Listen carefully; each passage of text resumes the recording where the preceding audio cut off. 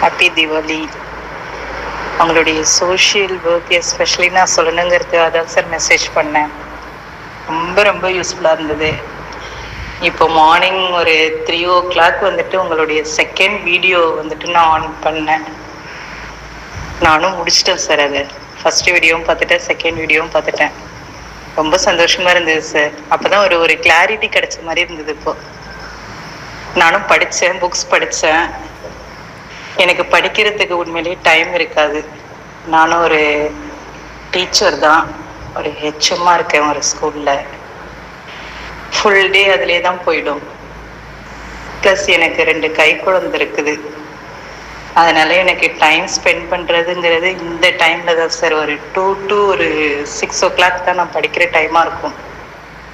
அந்த டைமில் உங்களோட வீடியோ எனக்கு ரொம்ப ரொம்ப யூஸ்ஃபுல்லாக இருக்குது சார். தமிழ் வந்துட்டு அதே மாதிரி உங்கள்கிட்ட புக் வாங்கி உங்களோட வீடியோ பார்த்துட்டு அதில் வந்துட்டு நான் வந்து ஆன்சர் பண்ணுவேன்.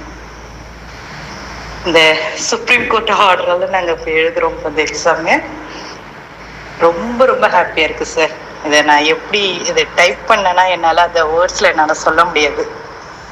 அதுக்காக தான் சார் வாய்ஸ் மெசேஜ் போட்டேன். So happy sir. Happy happy happy sir. Thank you.